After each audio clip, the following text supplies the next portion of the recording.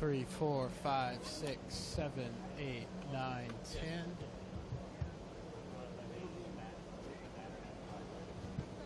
Hello.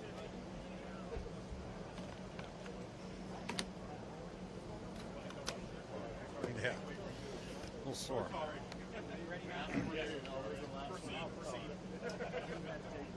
Jay, I hate to bring up controversial subjects to start with, but I wonder if you could address the Crowder situation. Any comment you want to make on that to start with? Yeah, I really don't want to make a comment. You know, we'll let the NFL, and we're aware of it, the NFL is aware of it, and we're just going to go from there. You talked to him about it? We've had conversations, yeah. And the other one I want to ask you about was Chris Culliver. Obviously, he had a situation in San Francisco a couple of years ago, and he said some stuff that came out not too well. And I wondered if you had talked to him about that during the free agent process, if that was ever an issue, that the comments he had made back in San Francisco. No, that was a couple years ago. He was on another team at that time, and so that's not an issue. Big update on Deshaun, Ryan Kerrigan, just kind of where some of those guys stand. Ryan Kerrigan is in the same situation as we were last time. He's going to continue his rehab process. We're getting ready for training camp. And Deshaun Jackson, he had a personal matter to tend to today. He'll be back tomorrow. Same thing with Jordan Reed, nothing new with his recovery? Nothing new with Jordan Reed. Trent Williams, same thing. Hey, Coach, as an NFL head coach, would you prefer if these college programs stopped running all these spread offenses and actually... No, this is a real question. I know, I'm listening. Okay, and put guys under center in a pro-style offense, dropping back 5-7 steps to get them ready to play at this level? Well, when you're a college football coach, you're doing whatever you think is necessary to win. That's what it's all about. You know, there's a lot of pressure on them as well as there is on us, and whatever they think they need to do to win is what they're going to do. And it's our job as scouts and as personnel evaluators to judge what they're doing in their situation. Would I like to see them run a conventional offense? Sure, but you know, we still have to judge them no matter what. And I'm just happy they're out there playing football and competing. And you can see a lot on the way they compete, the way they handle big-time situations and big games. And it's still all good, man. College football's still great. Coach, you were certainly getting animated out there, especially during the wide receiver drills. It looked like you certainly had a Red Bull before the practice. How are you feeling out there? I'm a little sore, man. It's fun. You know, the guys are out here competing, and that's what we're trying. We're just trying to get better every day. And the players are welcoming that, and they're competing every day. They're attentive in the meetings. They're working out with the weight room extremely well, and it's exciting to be here right now. And we're all fired up about this season and what might come of it. You got a lot of new guys back there in the secondary. It's not often in the NFL you get a chance for kind of a total reboot of a group like that. And what kind of mentality are you trying to instill with the new guys? On offense? On defense in the secondary. Secondary? You know what? We do have some new guys, but they played a lot of football. They played some football. So anytime you bring in veterans from outside, it's important for them to, buy into the system. But luckily, you know, it's a new system for everybody right now. But you want some guys that come in here that are good leaders, that love football, and the guys that we did bring in are very good competitors. They mix in well with the guys that we already got. There's great competition at every position right now. No different than any other position we have, and it's exciting. Coach, yo, LeBron or Steph Curry? Ooh, that's a tough one. Ohio's watching. I'm going with Steph. Ooh. Really? I wouldn't bet on it. No. I like them both. I love basketball, man. It's gonna be a great series, man. It's gonna be good. It is good.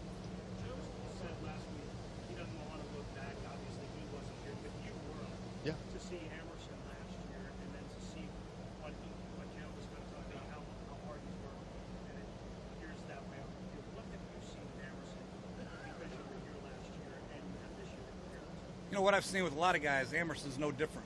Is the reason why the guys that are here right now from last year is they all are committed to winning and they're committed to getting better, and that's what we're trying to do as coaches. It's our job to make them better, and it's a player's job to buy in and want to get better. And David is one of the great examples of coming in every day, learning a new system and competing. You know, we signed Chris Culliver. He could have buried his head. We got D Hall come back. We got Breland, who had a great year last year as a rookie, but David has come in here, opened his eyes up, learned a new system, and competed just like everybody else has. So I've been very impressed with David.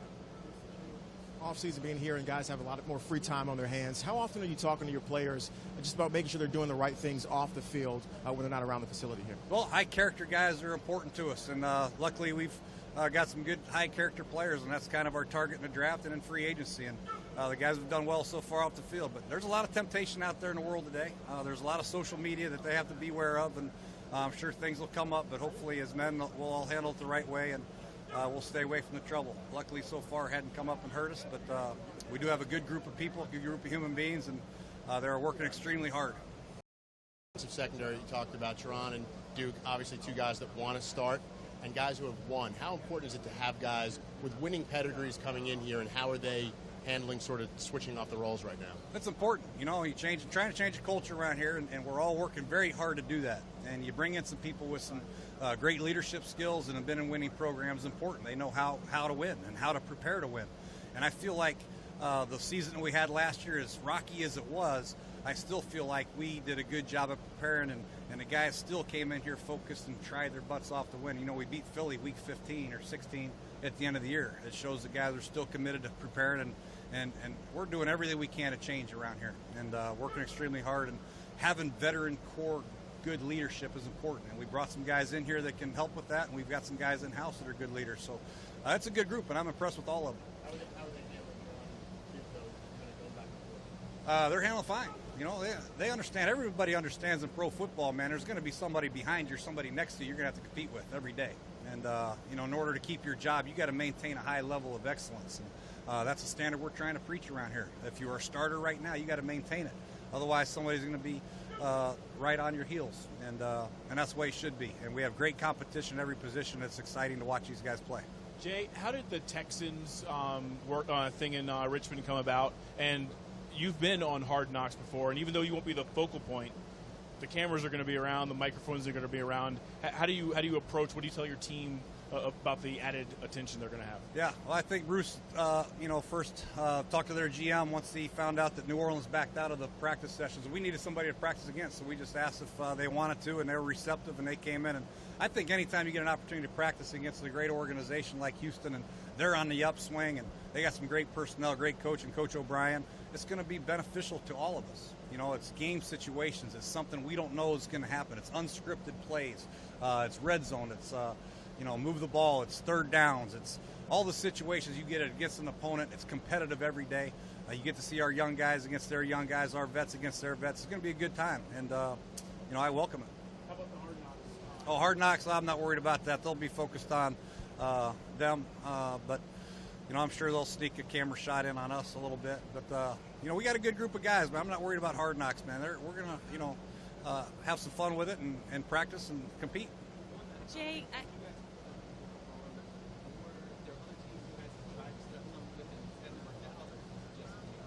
Well, last year, we played against New England practicing because we played them week 1 at home. This year we didn't have that luxury, so it's hard to get somebody to fly into Richmond. We couldn't really go anywhere else because of our commitment to, Richmond. Luckily, Texas decided to come here. it's on the same topic. What, as a head coach, did you take away from the 3 days of practice with the Patriots last year? Was there anything that struck you, with it planted a seed that you might do differently? I think the big thing that you take away, one, is you're trying to evaluate your football team's progress, number one. And you're trying to evaluate your team and trying to make the final cuts, because cuts are looming right around the corner. And you got to make a decision on your 53 guys. So you're trying to put guys in position where they're going against other guys fighting for their lives and real situations, and that's great to see. You get to see, veteran players, a veteran coach who's won a lot of football games, obviously a guy that a head football coach that every football coach looks up to. You get to see how he works, which is exciting, and obviously one of the best quarterbacks of all time work. But overall, I think it was not so much we were in admiration or trying to figure out how they do things, and more so we're trying to find out what we're doing, how we can do things better, and how we can make our team better. I saw there was some shuffling around on the interior line at Laribas at center, which you talked about last week. Looked like you had Tyler Larson playing some right guard. I think, did I see Tom Compton playing some right guard as well? You did. You're very good. Well, how are they doing there? How are they picking things up, both mentally and physically? I don't want to sound overly confident or whatever, but our guys are doing extremely well, man. Offensive line, Coach Callahan's doing a good job, and it's important. You have to be versatile. When you play on game day, you play with 7 offensive linemen. You have to be able to play right guard, left guard, and center. So you have to move around. You have to practice it. And that's why these guys are moving around so much. So on game day, it's okay, get it left guard, but I've never taken a snap. You know what I mean? So it's very important to get their reps. And they're all our line is working very well together. The communication's excellent. And they're all learning, and they're all getting better. And that's kind of the theme around here. Hey, Jay, it seemed like Sean got a chance to call some plays out there today. I know it's only June, but do you have any sense of how the play calling is going to work this year and maybe how his role changes with We're Bill very and Matt being close mentally to thinking alike. And that's the thing. When we put together a game plan and you have your third down situations, you can almost call them, together. So it's very important for us to be on the same page when we install and call plays. But, we'll both have input on game day, like we do every game. And whether he calls 50%, I call 50%, he calls 80% or 20, it doesn't matter. As long as we agree during the week, this is our plan, this is how we're going to attack, and these are the situations we're going to call certain plays. So I feel very confident in him calling plays, and obviously I feel confident in me calling plays. No, not really. We're still working very closely with the quarterbacks. Matt's really working with the fundamental part of the quarterback position. And Sean's still, we're still drawing up the plays and going over the plays with the offense. But it's worked out well. I want to ask you about your two veteran corners. D'Angelo was practicing a couple weeks ago when we were here, not last week or today. Did you guys back off from any idea of him doing any individual drills at all? Because he was doing them the first week of OTAs. He was doing the first week of OTAs. This week we're just trying to make sure he gets that thing at full strength for training camp. Kind of addressed that last time. Same with Trent, same with Jordan Reed, same with Morgan Moses. They're all in the same boat. Right now it's about them making sure the rehab goes extremely well, make sure there's no setbacks, so when they do hit training camp, they hit at full speed. And with Culliver, what was it that you really wanted, which you liked about him, that you wanted to bring him here? I know you guys played against him and had a tough day offensively last year. Yeah, I played against him a couple times, and I'll tell you what, you look at his stats, you look at some of these, what are they called, these football focus stats and all that stuff. He's graded out extremely well, which is great, but really when you put on the tape and you watch him, he plays the corner very well. He can play from press. He's a great bump and run corner, a great man corner. He can play from off. He can play zone. He's got decent ball skills, but I like the fact that he's a tough physical corner. So if there is a running back that gets outside and he has to make the tackle, he's going to make the tackle. All these screens that you see, receiver screens, he does a great job of fighting off receiving blocks and getting off and making tackles. I like tough physical corners, and then to have one that can also cover is a heck of a bonus. And we feel very good about him and his progress and his work ethic. It's been good. Jay, the last few times we've been out here, there's been a coach that I'm not really sure who he is, but he's been working with the linebackers on hand placement and stuff, almost like jiu-jitsu stuff going on over there. What is that about? Who is that guy, and what are you guys trying to accomplish with him? That's Master Joe Kim. He's part of our strength and conditioning program, and he does a good job. He's works really with the hands and feet. He's a pass rush specialist. He's good in the weight room with the guys, but a lot of it is about hand placement, and as a defensive lineman, working your hands and your feet at the same time and getting hands off you. Very, very important. It's a great guy to have. Guys can work on that in the weight room. They can work on that out in the field during special teams period. You see Alfred Morris doing it. Our running backs can do it. Our tight ends can do it. Every position can work hand placement and hand usage at all times, and he's one of the best in the business at doing that. Has he been here the whole offseason? Not the whole offseason. Most of it, yes. Okay. Thank you. Master Joe Kim, yes. Hey, Coach, he's a master. I see other teams are doing drones, virtual reality. At some point, do you say enough is enough, or are you considering whatever is possible to get better? We're considering whatever's possible, man. That's what we're trying to do. I am willing to look at anything, to make this team better. There's certain limitations that you have as a coach in phase 1 and phase 2 in some of these periods out here, and if we can make it easier and more conducive to them learning, I'm all for it. I got to take a look at it, and it's got to be approved by, president. But I'm sure anything that can make our team better we'll look into. But we feel good about our progress in the meeting rooms. We got everything we need to succeed right now, and I'm confident about that. I believe we saw Tress Way from over there hit one of the lights up there. I don't know if you saw that or not, but how's he come along? I know you wanted to, his leg power was no problem, but the directional type things and the finer points is what you want to get across. Yeah, directionals, whatever, man. He boots the crap out of it. That's all I know. He's going to break this bubble down before too long. He has really been impressive to me since we got him. Not only as a punter, but as a kid. His legs get stronger every day. But you're right, we do need to work on a directional. He's got great hang time on his punt since I've seen him. He's consistent.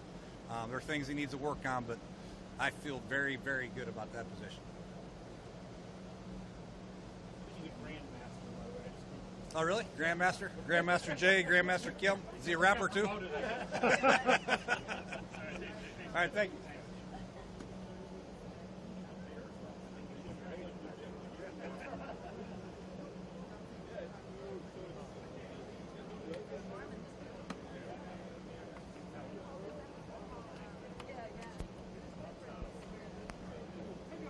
Tyler.